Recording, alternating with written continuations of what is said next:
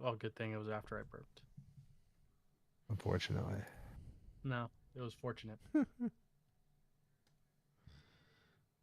Oh man. All right, it's going. I just want to say the jerk that completely changed the Zencaster website Mm. has cost me like 6 hours of sleep the last 3 weeks trying to get this podcast like done and then not being like 300 megabyte every Yeah. time it does it. It is a Yeah. nightmare. What a jerk.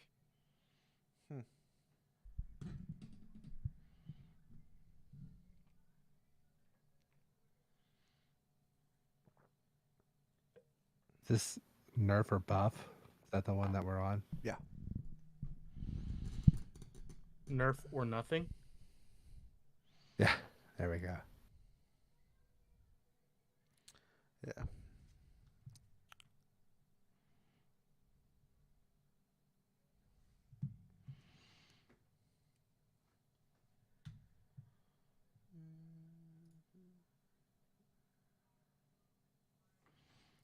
Yeah.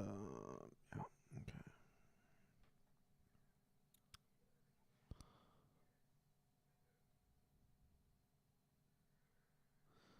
Fox, you got your warlock max level yet?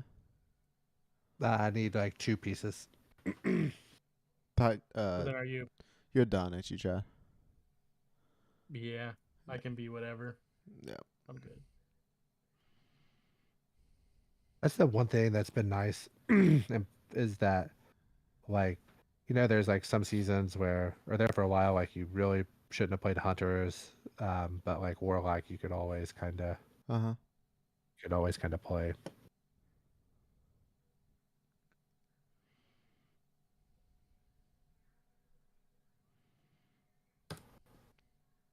Yeah, I wonder with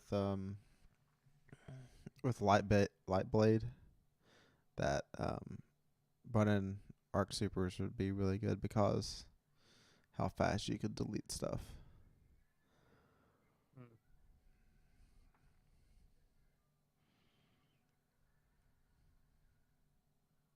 Depends on what the modifiers are going to be, I guess. Like one of the Nightfalls have daily rotators on them now, which is kind of weird.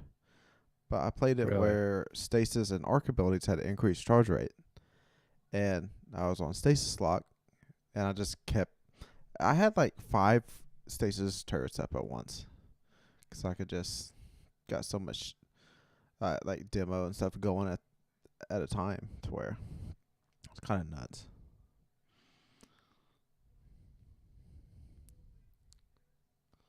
Yeah, what Jared said. Yeah, yeah, yeah. Oh man,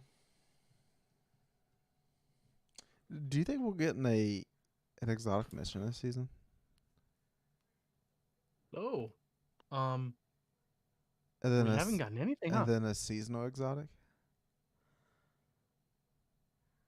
Well, because the last exotic we got was from Duality, which didn't count as seasonal content. Mm-hmm. What did we get from the previous season? We didn't get a One for mission. that. Yeah, we didn't get anything, huh? No. But then the year before that, we got a Honk Moon. Yeah. And the DMT. Scout. Yeah. Well, Ryan's we thinking had, we're gonna get a Solar Trace Rifle exotic. Yeah. I guess Fox Obscura was the last one. Oh yeah, yeah, that's right. And that was the first season of the that was with year. Witch Queen. Yeah.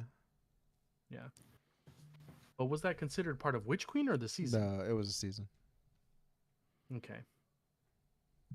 So that's gonna go away once next year rolls around, because all the seasonal content goes away. That is the trend. Yeah. Okay. Because yeah, as long as it's seasonal content, that makes sense. Okay, so we got the triple grenade launcher season 1 of the year, nothing season 2, and we're in the 3rd season and we got nothing so far. Yep. We Now got the tomb. Don't we have the tomb gun? Or you're not talking Well, about no, season we're not talking about pass. the season pass. No, like seasonal, Yeah. like mission exotic. There's nothing coming. I'll just tell No, you, there's no. nothing coming. Yeah, no. This season is their slow play season, which is like it's fine. It lets people do other stuff, and not care as much, and it's like cool. Is the dungeon Listen, next But it's season really going to hard. be the moon pyramid? Well, the moon pyramid, isn't that Nezarac's Yeah. tomb or something? Hey man, Yeah. hey man, hey man. We got to save content Okay. for the actual. I mean, it's the pre-show. I mean, we got 4 viewers. So. It's the Yeah, pre-show. this ain't making it to the these podcast. are the special people. Yeah, this is for the real ones. Yeah. Yeah, This is the real CCBs. yeah. We'll talk about that a little bit. But yes, Ryan is correct.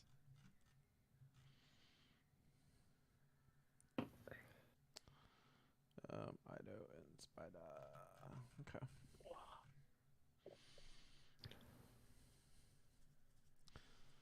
All right. Everybody have squiggles. I think so. My line, it don't squiggle. Oh wait, yes it does. Yeah, mine doesn't either Alright. now. I don't know. Wait, Uh, say something, Jared. I'm saying something now. Yeah, it's you're squiggling for me. squiggling. Okay. Squiggle. All right, I got us posted up. If we're ready to. Yep. Let the dogs out. Oh. All right. Hitting the button.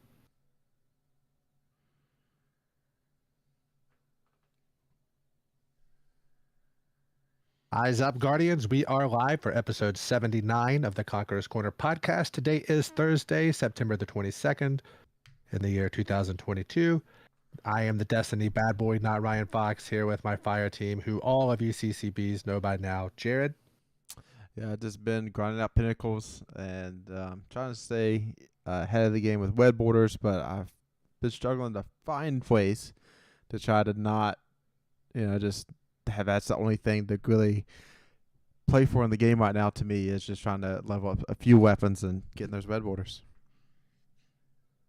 And the chronicler himself, chadocero.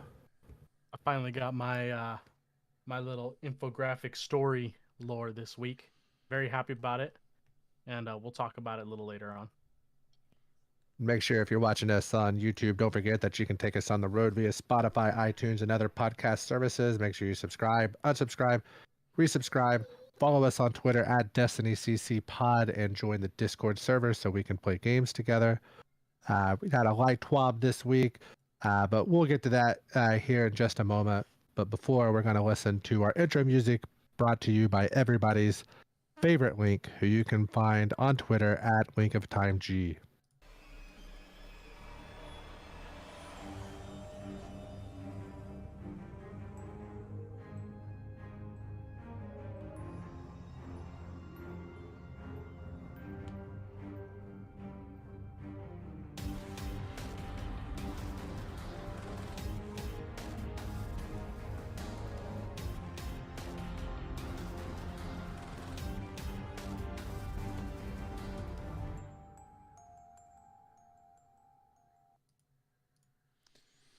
All right, everyone.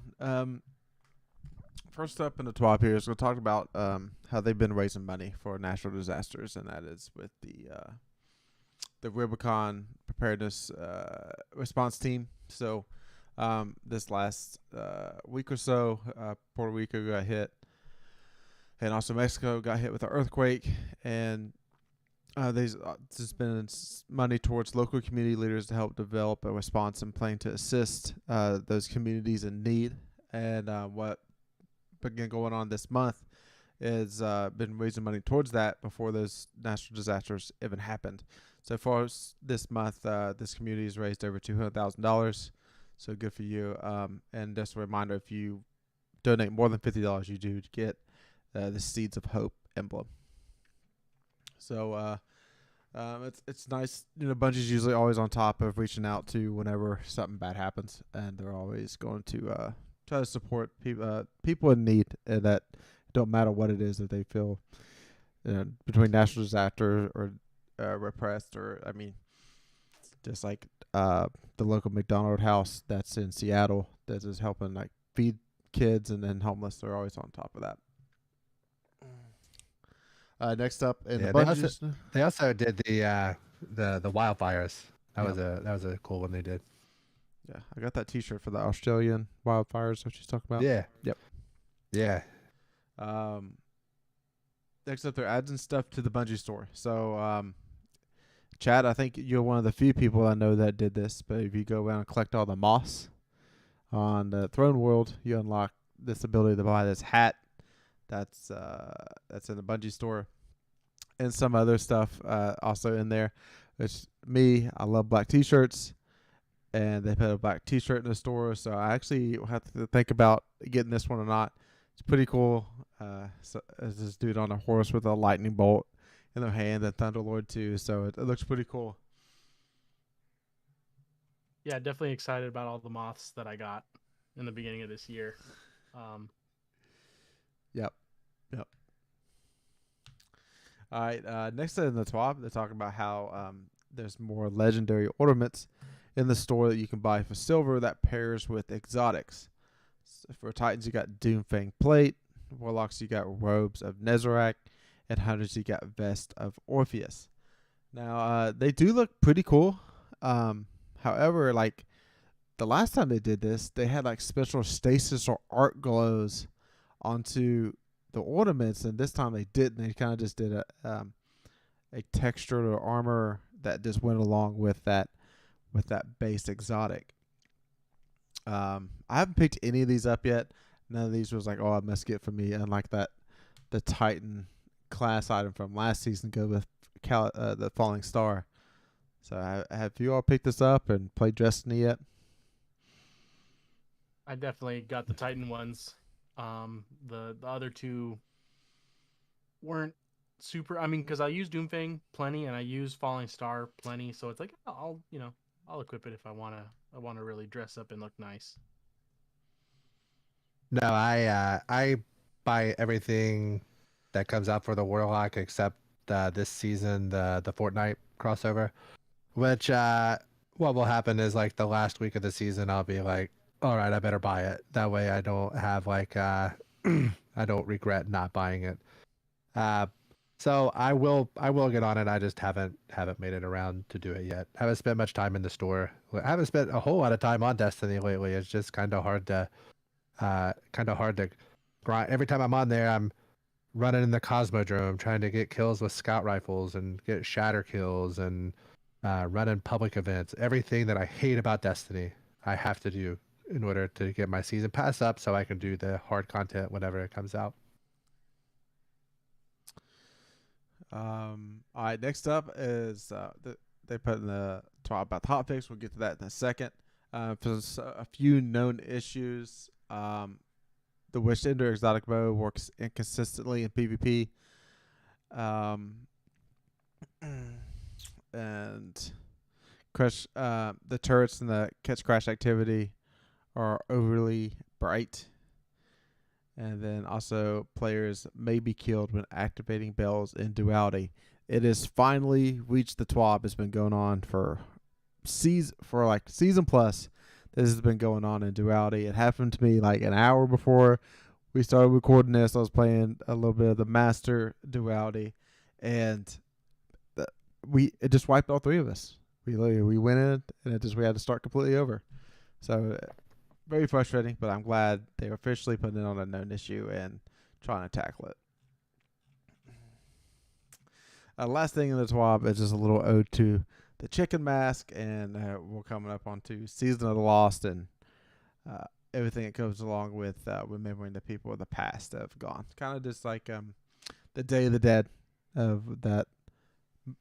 Is Mexico that came up with that, or is it something else? Yeah, but usually Hispanic communities definitely celebrate that, and America does too, and in a few different ways. So that kind of just branches off of that. Now the hotfix, there's a few things that actually matter in game. That and then the TWAB kind of just more like there's stuff that's around Destiny or there's like actual playing. So Crucible, they decrease the frequency of destruction and Cathedral of Dusk and the rotation of control, which is good. Those maps can be kind of chunky. King's Fall Raid, Daughters of Oryx were taking extra damage from rocket launchers and other sources. That is now fixed. And players were able to survive certain wipe mechanics throughout the activity. I've seen that Titan Banner Shield could make you keep you invincible during War Priest, even though he took the totem, you could be behind a Banner Shield and still survive. So that's probably fixed. And then also they fixed the issue where players could sometimes spawn behind War Priest, the door in the War Priest encounter. That happened to us. Yeah. Yeah. Yep. And they're already fixing, I would say, nerfing Touch of Malice before majority of the community even gets their hands on it yet. That caused it to do double damage with Divinity Bubble. And also you could like debuff your teammates with it randomly too. So that probably leads into a talking point here that I want to discuss with you all, and that Daughters was, to me, was a breath of fresh air when you go through Kingsfall, because there's so much linear fusions with Divinity as the best way to take out these bosses, and the Daughters changed that up. It was really nice that somebody with Gallahorn or a couple of rockets, Warcliffe Coil if you want to do it that way, and just not use the same weapons all the way through. And here we are now. Well, we're just going to keep all linear fusions on throughout the entire King's Fall raid now. Well, I mean, if you think about it, that encounter is kind of like the pre-show to the main event, right? Mm-hmm. So, in my opinion, the most important part of that encounter is to learn how to build the platforms and then get the brand. So it shouldn't be about like damage to the bosses. I don't know. I agree. I thought it was nice that it was kind of just over and done type of situation, because now that's going to be, you're going to have to run 12 times. It's going to be like a 4 phase, I guess. So not looking forward to it, but I mean, we knew eventually it would happen because it was just it was pretty easy. But like once you had the mechanic, but what do? We can't have nice things. So. Yeah. So and I mean, linears are always good, and like Jared said, it's for everything because they're always good. Once we all get touch, you can use that because touch, because you're in the invincibility bubble, so you can go to town on them with touch. So you can switch it up a little bit then, but for me, that's going to be 3 months down the road. For Ryan, it's going to be 2 or 3 more clears, and Jared somewhere in the middle of that. But I mean, I'll probably switch stuff. I'll like, let's try Whisper of the Worm. Let's go with a sniper, and go around with that, or do something else. And it was nice to have like just something to teach a mechanic, murder two witches, and then move on. But it is gonna be a solid 4 phase now. Yeah, so it was also pretty comical just to watch that health bar drop so fast. Yeah, it was a ton of fun. Yeah, it's like I was running away. So linear fusion rifles usage is through the roof for the most part, and no matter any PvE activity that's kind of just like difficult whatsoever between Arbalist and all these great ones that we have in the heavy slot now.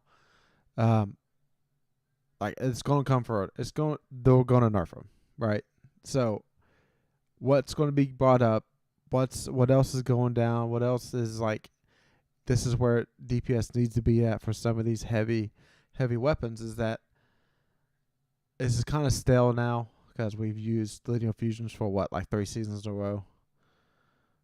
I've been using them for like 10 seasons. I've always kind of liked linear fusions. So I mean the main thing that changed for most people is once Arbalist got intrinsic anti-barrier, and that meant that you only had to run like linear finder and scab and nothing else. You didn't have to also run this, also run that. You only had to run one of those. And like that's the reason I started running linear fusions in the heavy slot. I mean, I had them already and I was kind of using Arbalest anyway. But once it became anti-barrier, it's like this is like the end game loadout. is these things pump out so much damage, and I have an arbalest to crack barriers, and I just run Overload or Unstoppable, anything else, and I'm good. And they also kept putting out banger legendary linear fusion rifles, Yeah. like Yeah. Reed Regret, and Well, they also now they now started we've got doing that Taipan and with Dawn. Cataclysmic. Lining this I stuff. think Season of the yeah, Dawn was the one where Yeah. people were like, "Wait, linears are good." Yeah. yeah. And Ryan's over here like, 'Cause- "Dog, I've been playing with linears That's since vanilla, right. baby." Like, Yeah. So if I could, I'd dual wield them myself, but what do you do? you can. Yeah. Arby. Oh, And- you mean akimbo? And they made the 30th anniversary free to play through Epic Games. So Gallahorn's coming for a Nerf too, because they made that gun now free to get. All you have to do is just play on that platform. So like all this stuff, Was that free forever or like free for a week? I think that's free. No, the if you 30th is play free as long on as you're Epic. on Epic. Yeah. Yeah. Okay, I thought it was only like free for a limited time. Like you could claim it for like 2 weeks or something. So I don't ever get on Epic Game Store, so Yeah. not sure.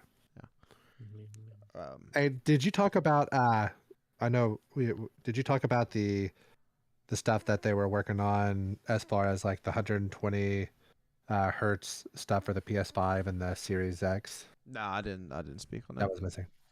Yeah, and also there was a thing to where the PS4s were crashing if you had pre-ordered Lightfall at the menu screen or something. I saw that, and the main thing I wanted to talk about on this was there's a known issue with if you have an NVIDIA graphics card, if you are at like the last 3 or 4 updates, if you're experiencing any like stuttering, like your game just stutters for like 4 seconds, like just a hard lock, but the sound keeps going and then it kind of comes back and starts working normal. That is a known NVIDIA issue. If you roll your driver back like 2 or 3 months, it'll clear that right up. So just if anybody's experiencing that, just so you know, so you don't go through the headache like I did. It's actually listed in the notes of the 28-page PDF document that comes with all of the NVIDIA drivers. It's actually listed in there. All right, so that is it for stuff that Bungie has put out this week for us to consume. And now up is for our 3 likes and dislikes for the week. All right, I'll go ahead and lead us Okay. off here. So all my characters are 1580 base now. And I kind of started looking at what to do until Grandmasters come around, or like until some of the other people that we play with are ready to do Master Kingsfall. It's kind of bland. It's kind of like, oh no,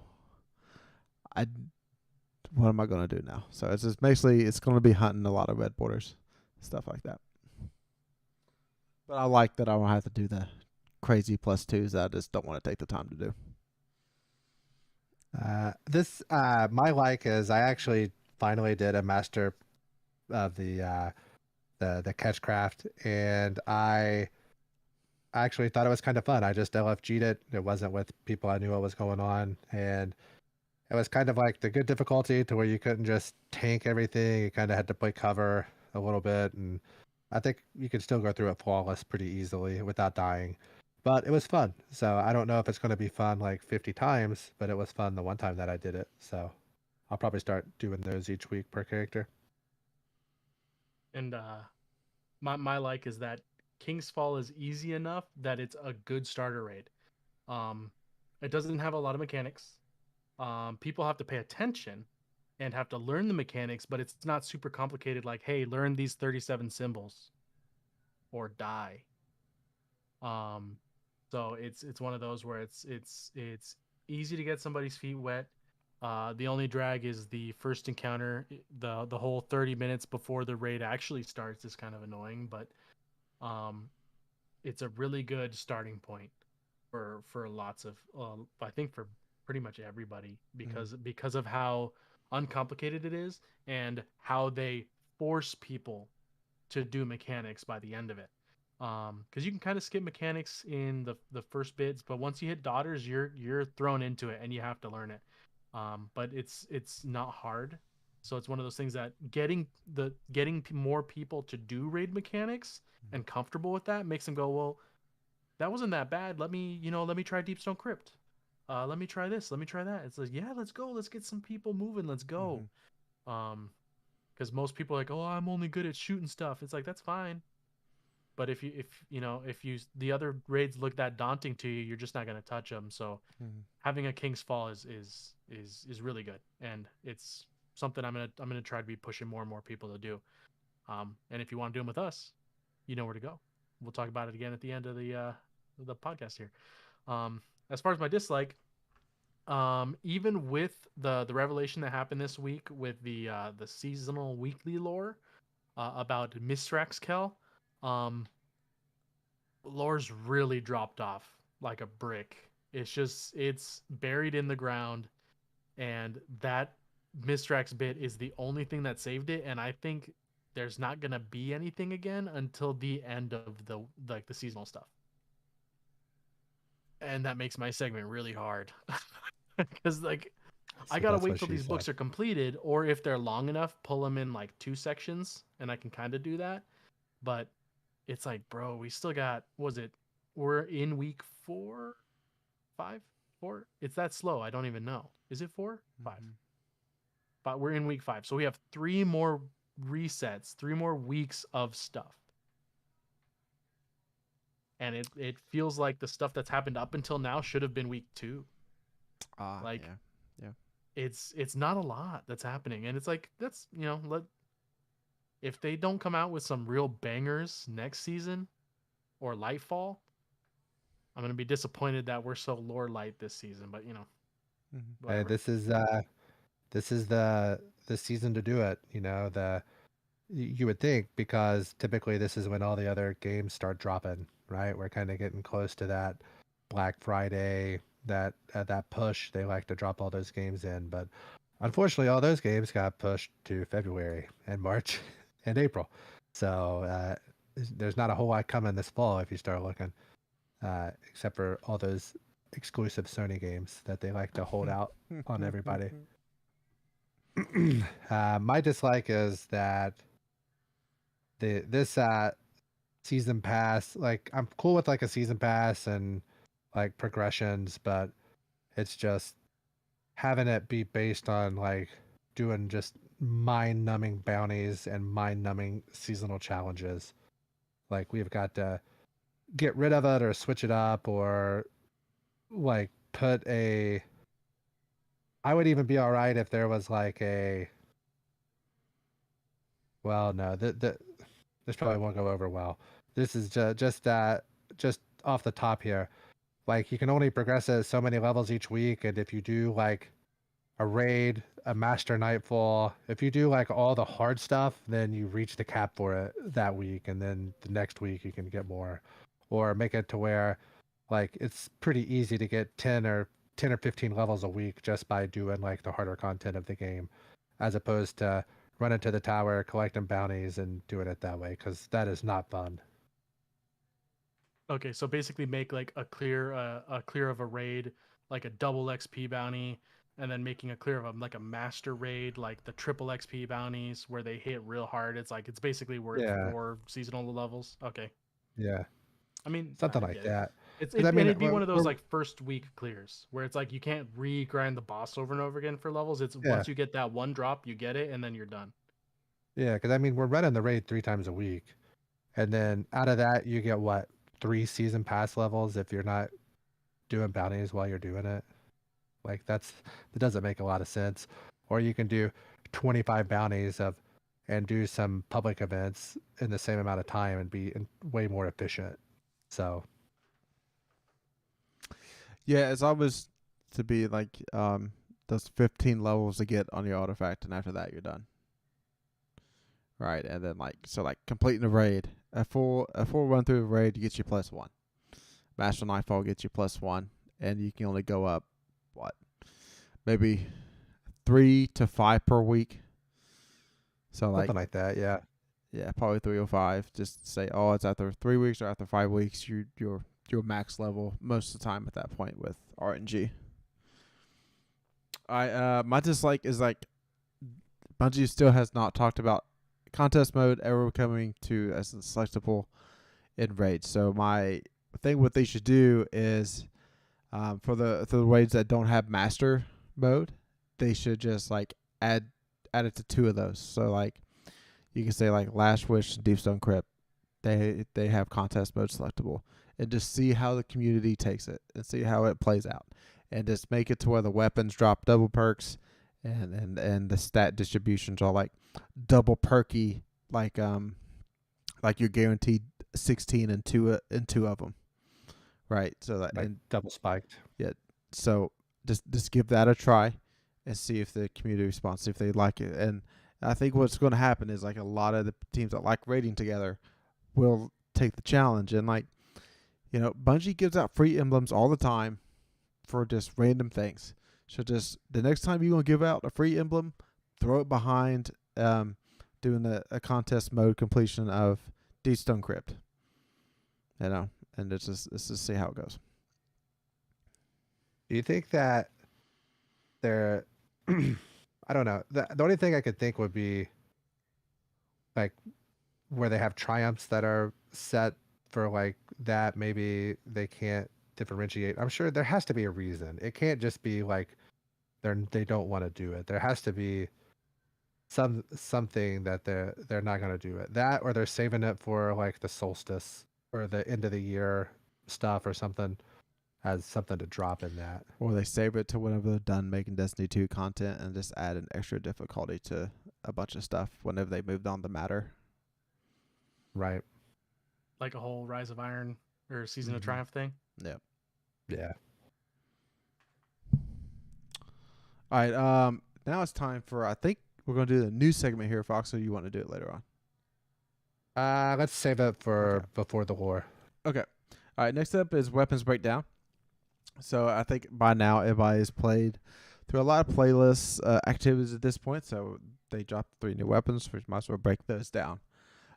First up is Pure Poetry.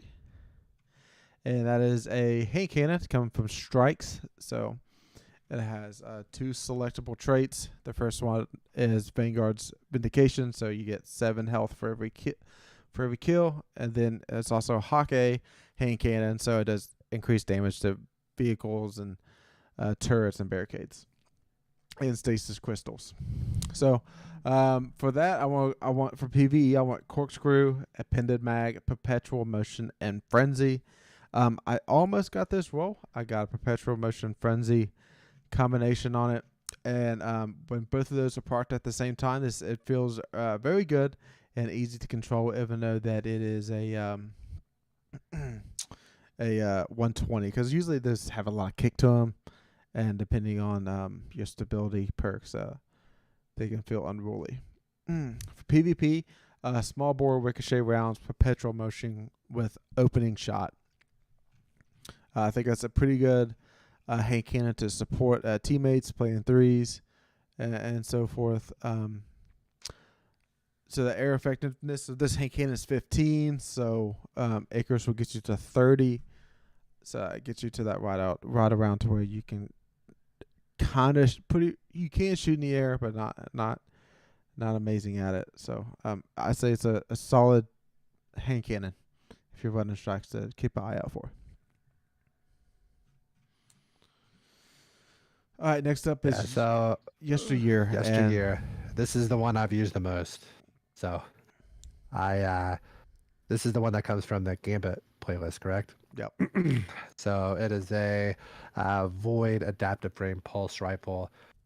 The very first one of these I got I got the Outlaw Desperado roll, but I didn't have like Ricochet. None of the other stuff was anything to write home about. But for PvE, you're looking for probably like small bore Ricochet, Outlaw Desperado. I like Desperados. Some of like the people that we raid with really dislike Desperado, which I was kind of surprised to hear, because whenever the oh man, what was the there were 2 of them. The one that was the Crucible reward, and then the one that came out of Trials. Redrick's Broadsword. Redrick's Broadsword, and then what was the Trials one that had it? The Trials Pulse with Desperado. I'll look it up here. Okay, so there's a Trials Pulse that had Desperado, and whenever those things were like Messenger. like recent, and the Messenger. Thank you, Chad. Whenever those things were out and you saw them a lot, man. When somebody hit that Desperado, like if your buddy got around the corner and they went down, and then they proc Desperado, and you were the next one around, I felt like you died super fast. But those PvP guys we play with, they are not big Desperado guys. So with the grain of salt, I would say small bore, high cal, and then perpetual motion and Desperado and PvP. But I am not I'm sure there's a reason they don't like Desperado, but I think they're wrong. So I still recommend the Desperado on it as well. Yeah, I guess that last comment PvP wise, I mean, there's Eye of Storm. There's Rampage and multi-kill clip. So I guess, maybe multi-kill clip's a more consistent way of chaining kills. But Desperado sounds cool though. Yeah, it does. I played 0 Gambit, so I've had 0 of these to drop. All right, last up is Out of Bounds. It's an Arc lightweight S&G out of Crucible. Out of the 3, this is probably the one I put in the most time with, and enjoyed it in many different ways. So, PvE, small bore with high cal, demo with Adrenaline Junkie or Golden Tricorn in that last column. I've also, in the third column, instead of demo, I really enjoy Subsistence in PvE. I'm pairing that with Adrenaline Junkie. So this is Arc, so Arc Torpedo is out. So I'm getting a lot of Arc grenade kills. So I'm getting Adrenaline Junkie times 5 up constantly, and Subsistence is, I can be able to kill a lot of enemies without reloading. PvP wise, I've used this when Iron Banner was going on, and had a lot of success too. So small bore ricochet rounds, perpetual motion. Oh, sorry, I was reading the wrong one. Small bore, high cal, perpetual motion, and rangefinder. Also in that third column, I've used dramatic spray reduction, and basically what that does for me, it doesn't kick in, it doesn't fully kick in until 0.6 seconds, and optimal time to kill with this lightweight is 0.67. So if you're firing and you get one enemy down, you move on to the next, that DSR is fully kicked in, just don't even pick up the trigger and just quickly move on to the next head, and it just sucks. This will suck to the head, and I pulled up some pretty successful double kills that way.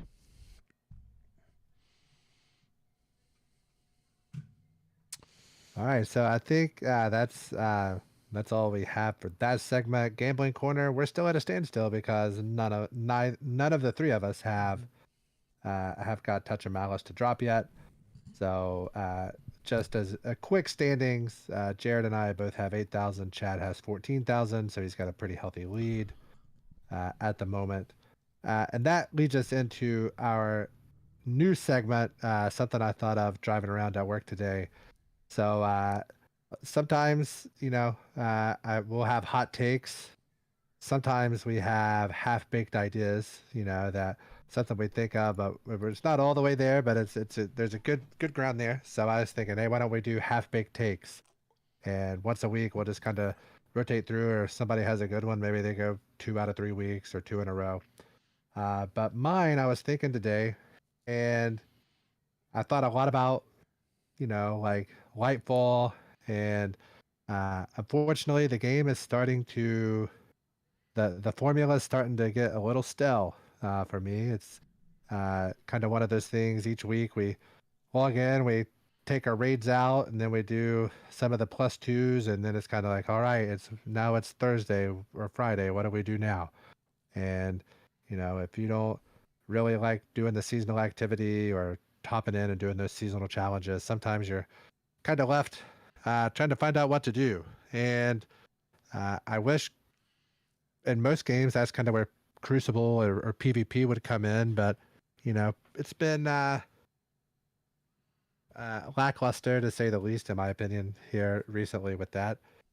So I was thinking, with Lightfall and thinking about the teaser trailer and how one could argue that it almost looks like Lightfall was a concept for another game that they shoehorned into Destiny, in my opinion. It's dramatically different from what's going on. And then I started thinking about how they added this grappling hook, and I think that they feel this need to come up with subclasses, and we got to have new subclasses, and this strand that they've mentioned, and initially we all thought it was going to be poison, but now it's kind of like a multiverse, interdimensional type thing, and you now have a grappling hook, and you don't even have to attach it to actual geometry. It can just go anywhere because it can go interdimensional and grab and I'm thinking, like, what the hell? What has happened? What's happened to this game? This is Destiny. Like, I understand space magic and wizards and nova bombs and titan shields and hunters with flaming guns and this and that, but this does not feel like Destiny. Like, just watch it. And I mean, it's like it doesn't fit the themes. It doesn't fit anything going on. And I think, like, anytime you get something new and shiny, it's probably going to seem pretty cool for like a week or two. But think about all the, like, let's just not even talk about PvE. Let's talk about Crucible. Think about our Crucible maps right now. We got a lot of maps that are indoors, and you've got you've got some hallways and everything, a lot of circular stuff, and like you're just gonna be grappling hooking around and swinging around. Like, it's just, you think about burnout. Like, what are you gonna do? Just like, we already have like blink jump, and we have glides, and now they're just gonna be just. Can you imagine just looking outside and somebody's just Tarzaning out the outside of that map down through there? I mean, I don't think it's gonna feel thematically right. And I'm sure it'll be fun, but like, I kind of went off in our raid last night. Like, I'm like eager edge. Like, I hate that. I hate just the momentum and people hitting you with the eager edge sword and slinging you 600 miles off the map, and and then I see this, and it just feels more like that. And I think that it's going to end up being a big problem before it's over. I don't think people are going to like it. I don't think I'm going to like it. So I'm interested to see how that goes. And specifically, the more I think about it, and I rewatched the trailer today while I was eating my Arby's roast beef sandwich, and I was like, man, this doesn't even look like Destiny. And then I went back to our Divinitizers chat whenever the day that they had the showcase, and that's Shifty said that it doesn't look like Destiny, but it looks like fun. So we'll see how it goes. I would like to think that they're going to give us like 5 to 7 multiplayer maps that are going to play nice with that, but we know that's slim to none chance. So what do you guys think? Am I overreacting? Am I being too negative? I have been kind of negative towards this game. This, like, the last season and a half or so. Like, am I being like a Debbie Downer, or what do you guys think? Talk me off the ledge here. My first thing that I'm gonna say before I let Jared go is kind of negative. These past couple seasons, get out of here, man. That's why we got you around, because you're the guy that's always here to bring it down and be real. Like, you're real every time about it, and I appreciate it. But that's your brand, man. That's right. But bad boy. Exactly, yeah, the Destiny bad boy. It's gonna be really weird, man. Like, it's swinging around and doing all that stuff. Like Shifty said, it doesn't look like Destiny at all. Like, it doesn't look. It looks really fun. It looks fun, like a Spidey Man game, but like, it don't look the same. It don't look right. Like, Destiny's been the same for how long?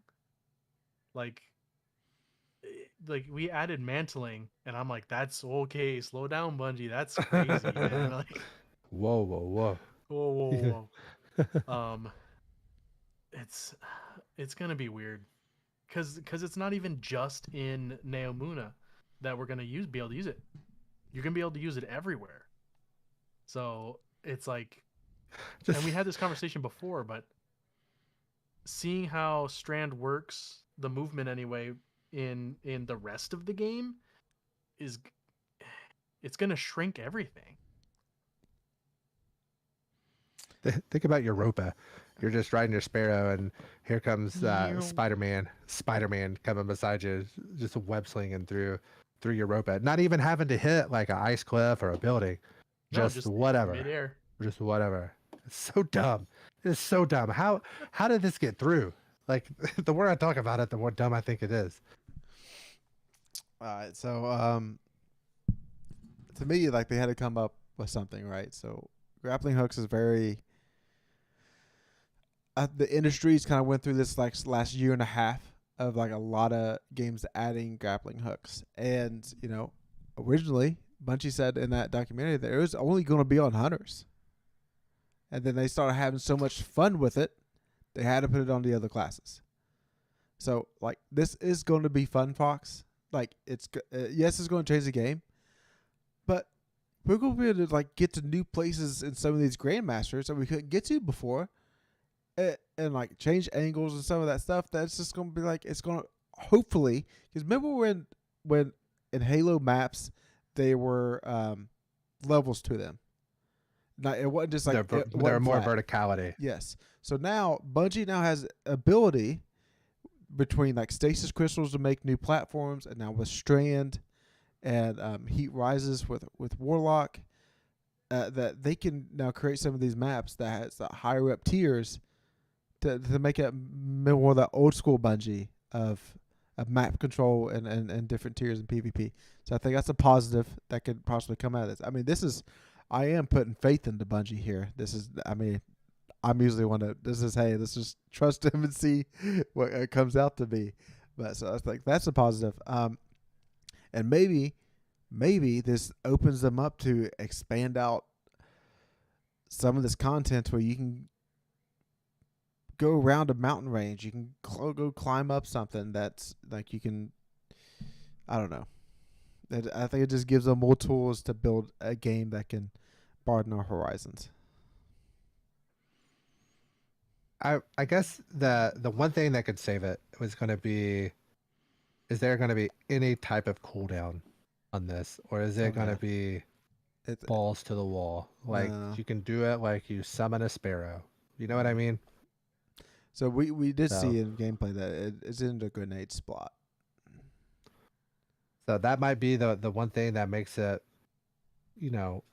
I have been playing Spider-Man, and you do go through Manhattan just like full blown, like all the way through it. So like I have been playing that, and then when I'm playing that, I can't help but think about Destiny and just how stupid it's going to be to just be going, and just not that Destiny is based on realism, let's not, it is space magic. I am well aware, but I think it's the fact that you can just attach to something interdimensionally. I think that's the part that really just puts it over the top. But so not only that, I think that I feel like, imagine if Halo 3 was delayed like 2 more years and that game comes out, and you play it, and right after the last level, you go straight into Halo Reach. No gap, no like 2 or 3 year gap from the campaign into it. You go straight from, Master Chief finishing the fight, and then all of a sudden you're in a city, and it's like, what's happened? I feel like with Destiny we've had like, we'll leave Destiny 1 out of it, but we've had like, we've had Destiny 2, and then the Curse of Osiris, and then Warmind, and so we have like all these like build ups, and then all of a sudden like the Halo Reach just gets popped right at the end of it. And I think that that's probably, I feel like that's what it is. It's going to be so tonally different. I'm not sure it's going to fit in really well as because it's not standalone. I know Chad loves Halo Reach. I love Halo Reach. It's one of my favorite things, but it was standalone. It shared the multiplayer, like the multiplayer suite, but it was a standalone story. And this is going to be just plopped right in to the middle of this like light dark saga that we're in currently. And I think that's just going to be just kind of weird. All right, so what if it's this analogy, Fox? What if it's like in America we had the race to the moon? Who was the first one to put the man on the moon? That's the next frontier. Stanley Kubrick. Yeah. So that's the next frontier. Is we got to get out of our solar system and we're heading out. So Neptune, where this is at, is closer to the outest part of our solar system, and that's how they expand the world. Is that, hey, there's this new race we're going to discover that's been living here on Neptune somehow with all this wonderful power that we've never detected whatsoever after 14 years of this game or whatever it is. Hit by storms. Yes. So, hidden by storms. Yes. So that's how we're going to. Maybe we're just going to start like Star Trek. We're going to start like we're going to send people out into the space just to discover things and report it back and stuff like that. And we join with No Man's Sky and just start discovering planets. So I don't know. Something to think about. That's kind of the end of my half-baked take. So next week, one of the other two will come up with something. I got a couple more chambered I'm working on. So, but I did drive like 204 miles today. So I had a lot of time to think. So I think that, do you guys have anything you want to add before we go to lore? No. Nope. All right. Hit us up, Chad. All right. So, like I said earlier, the season's been bricked up with lore, and I'm waiting for it to all come loose at the end of these 8 weeks. But for now, we're gonna finally get into what Ryan said at the first week of the season, and we're gonna talk a little bit. I'm gonna give you again a little intro on Ido and Spider. For those that missed, because I did a whole show on Ido and one on Spider as well. But we're just gonna give little snippet here and there of both of them, so more people can become acquainted with them again. Because this was a while ago, so this I don't even think this was before. This was during Season of the Spicer too, so this was well before Witch Queen came out. So for those people that came in, and hopefully some people are listening, I'm gonna just give a little refresher on them. We're gonna first start off with Ido, Mr. Xkel's daughter. As far as most people know from the lore this season, that she is the daughter of Mr. X. Now, they're kind of a community, so he's not really her daughter, or she's not really his daughter. They kind of adopt communally each kid and get attached to the kids that are born within their group, their family, their house. So they kind of take care of everybody, takes care of the kids, and the kids can get attached to whoever they are, and that becomes their parent. As far as the Elixni goes, that's how they work. Now, Ido was very special in that during one of Mithrax's missions with Sure Ido, who was the first right hand of the Queen Mara, they were on a mission and they found a downed skiff, a downed House of Devils skiff. And they were rummaging around in it just to make sure there's no survivors and to check contents for other stuff. Now, in one of the vents, he heard some noises. So he opened up the vent and saw a little hatchling in there, fresh, with the fresh molt going on. And see here, we'll get into that story here, and it's from the lore for Truth. Smoke winds away from the battlefield, and wavering scarves, corsairs, and crows move through the wreckage in pairs, searching for their dead. When they find awoken survivors, they call for help. When they find a devil or a wolf, they call for a field medic and prison-grade restraints. A vandal watches all this from the wing of Galio, with his forearms folded around his knees. He knows battle, and so death does not disturb him. He was born for war, made for it, shaped by it. And yet, as he stares out at the charred bodies of his cousins, at the bent bodies of his new allies, Vel, Shure says, startling him. He peers down to find her on tiptoes, chin on the edge of a Galio wing. She juts her thumb over her shoulder, indicating a battlefield. In parlem culum, res cacilim sekixk. She frowns back at him, and though she only has 2 eyes, her stare is mother strong. The Vandal sighs and lets go of his knees. He grumbles as he slides off the Galio, skulking past her. She laughs. He picks his way down the worst of it and joins the search. Over the next hour, he finds a wolf that he half remembers from a distant relative's coming-of-age ceremony, 3 devils who look at him with uncomprehending confusion and anger. He is about to be abandoned a ruined devil skiff when he hears a faint hiss from inside the ventilation shaft. He clambers up to peer into its grate and sees 4 wary eyes shining back at him. A hatchling, still soft and translucent with its egg molt. Carefully, he pries the gate open and beckons her. Valas kalech. She murmurs. Nenkumrach. She crawls into his palm and his heart surges. So that's when he finds her. Now, we know that back then he still didn't really know our English human language yet. But he was still a Vandal then. And he was traveling around with Shure Ido, who some of you may notice, Ido is named after her. He very much, by the end of his tenure with her, respected her very, very much. And was very grateful to the teachings that she gave him. And because she was as strong as she was, he respected her very much. Now we go into another one, and this lore is Ido talking with someone who Ryan became a little bit interested in because of a post, Varix. And Varix should have been watching Aramis the beginning of this season, but he never told us what was going on. We literally left him on Europa so he would watch her, but whatever. So, well, he's probably buried behind the tower of sparrows left at his door. He can't even get his eyes on it. He can't see out the window. Yeah, I always park at the window. So, and all the houses respected their decisions? Ido asked. Yes, Varix replied. It was so agreed by all of Reese. The old scribe traced his fingers along the datapad, deciphering notes that hadn't been accessed in decades. But didn't all the houses fight amongst each other, disputing their decisions?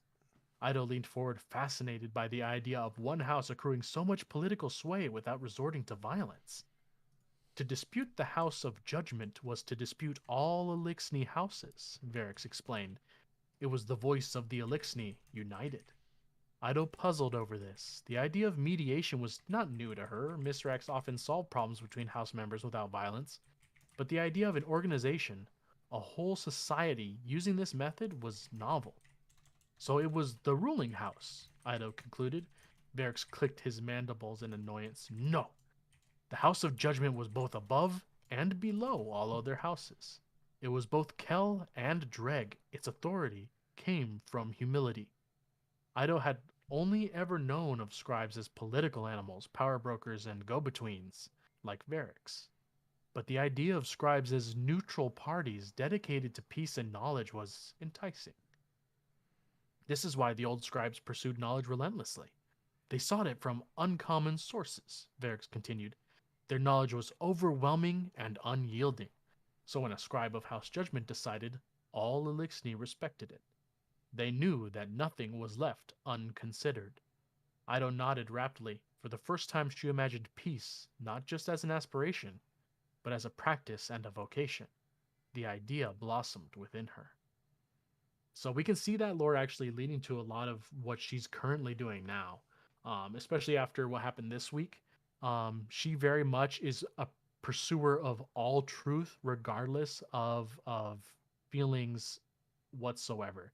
She is 100%, I will document everything completely without bias so that we can use this information in the future.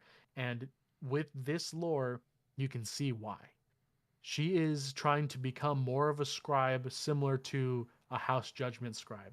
Someone who is extremely knowledgeable of all things. That way they can be seen as an unbiased opinion. someone that can make a judgment without any kind of biases towards anything. Simply someone that knows a lot of things and can be trusted to make a good decision for everyone. So that's really neat to see that kind of coming into fruition, seeing that they didn't like hide that away, and that is actually like a really big part of how she sees the world, and it's kind of evolving this season. Like this week, she called a parlay.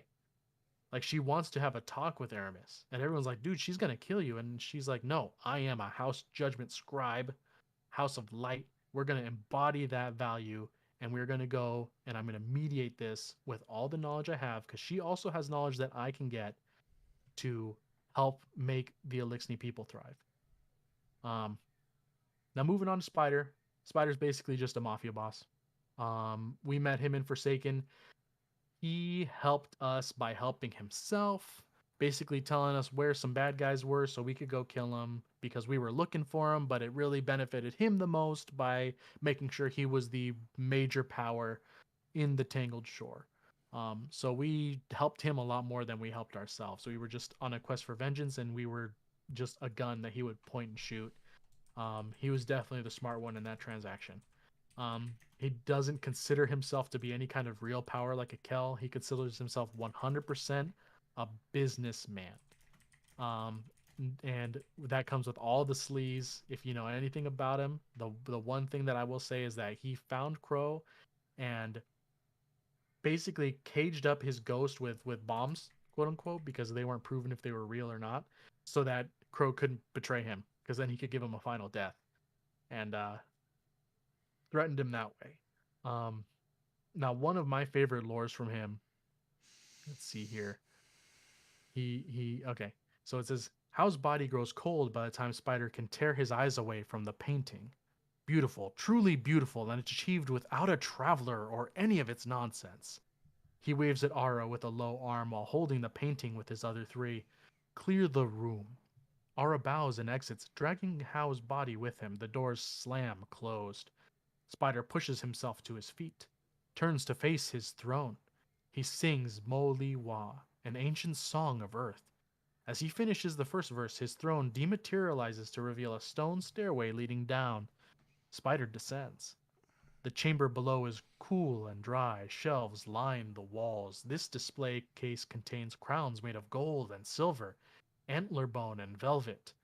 The next is filled with red clay pottery adorned with monsters and heroes. Spider passes a case filled with beautifully illuminated books and scrolls. He reaches a wall nearly covered with paintings. In the gap between a painting of a bovine skull over a double waterfall and a portrait of a human with a coy smile, he places his prize, the Starry Night. He's a art collector, a human with a coy smile. That's gonna be the original Mona Lisa. It's like that's what he's got there. But it just shows you that he's 100% a businessman, and he's got some class, man. Like he's appreciating human culture, but also without the traveler's nonsense. So he's going back enough into our history that he's finding the stuff from before we were influenced into the golden age, and he finds it here beautiful and like just awe-inspiring stuff, and it's like this is human stuff. He doesn't care where it comes from. If it has a value to him, he will take it and store it and treasure it himself. So he does have things he likes. Um, and I think all of those are probably still in the Tangled Shore after what happened, and he had to leave very, very, very, very quickly. um, but yeah, that's Spider and Ido in a nutshell. Spider kind of reminds me a little bit of the collector of the Marvel universe. Kind of just he's gonna collect the wrong thing here or there that he's gonna get taken out because he owns it. All right, now it's time for the mailbag. All right, first question here: would you have respected the parlay, or would you have taken out Aramis? So this last week. I want to say I always respect parlays, specifically at least 3-team parlays. However, in this time, I would have taken out Aramis. Yeah, we know that Destiny bad boy would have committed a war crime. So, Yep. You know. I yeah, mean, it can't. yeah. Given It the can't really be. audience, There it is. yeah, given the Go, Jared. audience, I probably would have had that honed edge shot of the ready to go. I would have liked the laser on her forehead and just waiting for her to make a move. But yeah, I wouldn't pull the trigger, but I was gonna be ready. I mean, she read the lore to us. Mm-hmm. She told the story of Miss Raxkel. So Yeah, I would have waited till after that and then snitches get stitches. murderized her. That's right. Who cares about the parlay? Snitches get stitches. I mean, she's been frozen solid. She just needs to be dead. Like we should have shatter dived her a long time ago. I tried many a times. Yeah. All right, question 2. What will Bungie buff to make the PvE meta? So It's sniper time. That's what's coming back. It's kind of the most logical thing. mhm. And it's all probably about time for auto rifles to get buffed again too. I want to take grenade launchers. I think yeah, Anarchy was the meta, but they're going to buff them in a way the Anarchy is not going to be it. It's going to be back to like field prep, full court, grenade Swarm launchers. of the Raven, was that the one? Swarm? Swarmers Raven was a good one there for a while. There was one from the bridge encounter. You could get the Reckoning or whatever Oh yeah. that had full court and all. Yeah, and, the first full court and- one, right? Yeah. Yeah. Now Interference 6 is the one that has it now, so I think that's what's going to come around. Grenades, okay. I'm still hopeful for scouts. Boring. I want 'em- Yeah, very boring. But yeah, I mean, grenade launchers are good. They need a thing. I'm hoping snipers too, because like especially the heavy snipers, because it's only the exotics. They did a change for Whisper, but there's still Darcy over there. That's just sad and alone. Mm-hmm. Since Scourge of the Past is gone, we haven't needed to use it. Yeah. So It'd be cool if Darcy somehow buffed other snipers. You know how like Gallahorn buffs other rockets. oh, so it has it. Gotcha. So like if Darcy like calibrates, like if you let it sit to calibrate or whatever, Mhm. it buffs like legendary snipers within like a certain like radius of it or something. That'd be pretty cool. So it gives a reverse firing line. Yeah, I guess it would kind of be like that, right? Man, I might have Maybe just just fixed Darcy, line huh? Yeah. Line it up. That's all. That's the perk. Line it up, and it's just Line once it up. you get the once you get the measurement, it procs into everybody else's visor, and so Or everyone's what if whatever the measurement is, that's the meter range that gives the buff. So if you're at like a you can do far plus or minus a meter on that, but yeah. Yeah, so like if you're shooting from like because theoretically the farther away you are, the harder shot it is. So you should be able to buff at a farther range. So, man, I just fixed Darcy. Let's cut this now. Cut this now. That way they can't. I'm so proud of you. Question 3: How was touching grass this past weekend, Jared and Fox? So me and Fox played in the golf scramble this last weekend. We had some fun. Cousin Cody was there. Yep. He's the OG of the podcast, Cousin Cody. Had a lot of fun. Came around the turn and went and hit that food. And about 3 holes after that, I said, Jared, drive behind that tree. I need to throw up. So I got food poisoning. And I was sicker than a dog for about a day and a half, 2 days. I didn't know you could throw up that much. I was sore from vomiting, like heaving, like my abdomen and stomach. And I started off with like the vomit was brown, then black, and then yellow, and then lime. It was lime green at the end. So I've never seen lime green vomit, and I'm a nurse. I've seen every kind of vomit. So yeah, lime green. It was almost like it wasn't quite radioactive green. It was more like fluorescent. It wasn't like bright enough to be fluorescent green, but we were headed that direction. And then after that, I was fine. Yeah, except then the bowels started, the diarrhea, and it was a bad time. It's a real bad time to be a commode. That 2 days later. So, And on top of all but other that, than that, it was awesome. We had a lot of fun. Fox's cleat came off. He swung so hard that the cleat stayed behind. Yeah, just basically just pure power. Yep. What can I Yep. say? But that's what we get for and going then out and touching grass and not like grinding Destiny 2, right? Yeah.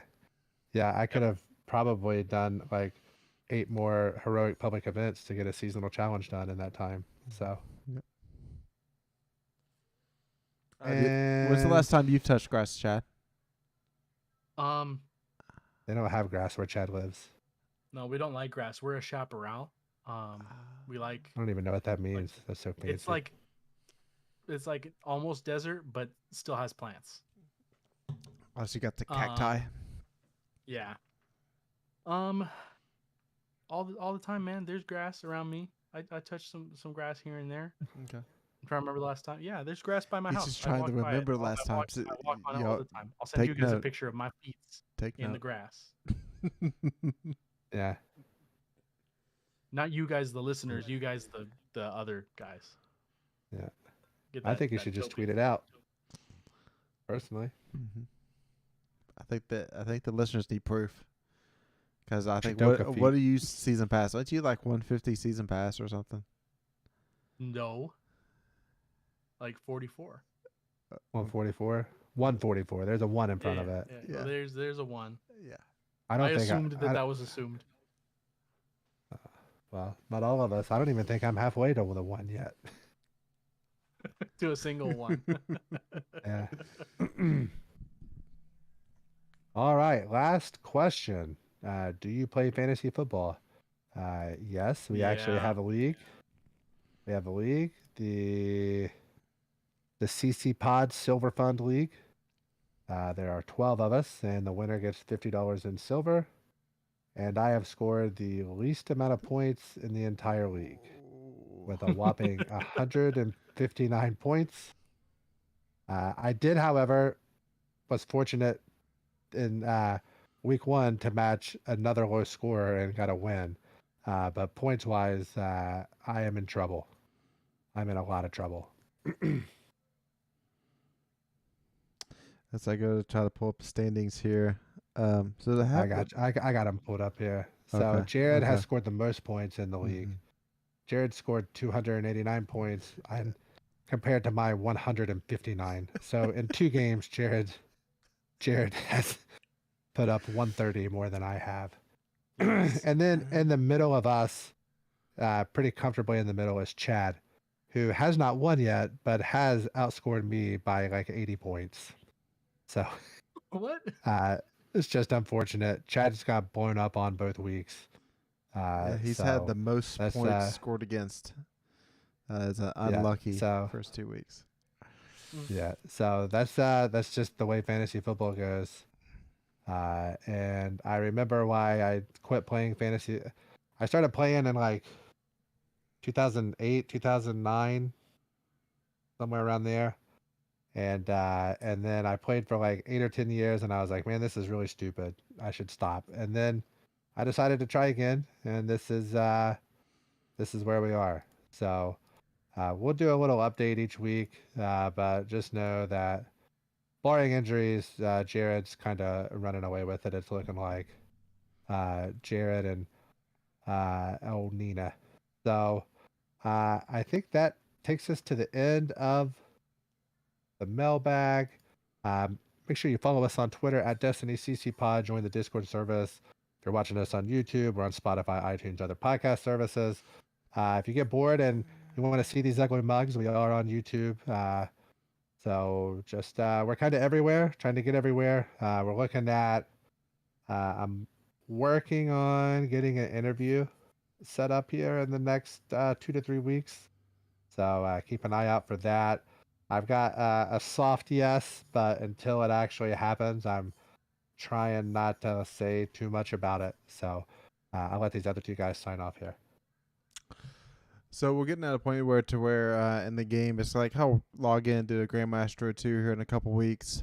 Then it's going to be some little Festival of Lost stuff. So until then, if you haven't got Divinity done, or if like you haven't cleared Deepstone Crypt yet, or Garden of Salvation, or you need to get some Pinnacles in with King's Fall, or go back and play Vow Disciple, let us know. We got some people we normally raid with that kind of haven't been playing a lot recently, didn't get the red borders done for Vow, and for the most part, most people are still chasing the Vow weapons and care more about those over the King's Fall weapons to get craftable weapons, because Cataclysmic still, even with the nerf to the leader infusion rifles that will eventually come, probably Cataclysmics probably still be a part of the DPS meta. So Yeah, definitely. Hit us up for raids. We love to do raids. Take people through them. Divinity runs are definitely something that we used to do a lot. And once most of the crew, we ran lots of clan members through, like one or two at a time here and there, for a while. And that slowed down a bit, but it's definitely a lot of fun to run through that. Deepstone. Once the rotators come on, then you can literally grind out the boss until everybody's got an exotic, and that's always fun. So get everybody some Eyes of Tomorrow, get everybody, and then Vow is a rotator now too, so you can get the pulse if you want it. collective Eyes is obligation. better 'cause it's collective obligation, but Eyes is fun in Gambit if you play that still. So that's always fun to get a full team wipe with a single trigger pull. Yeah. Go Cats. Number 8, baby. Love you guys.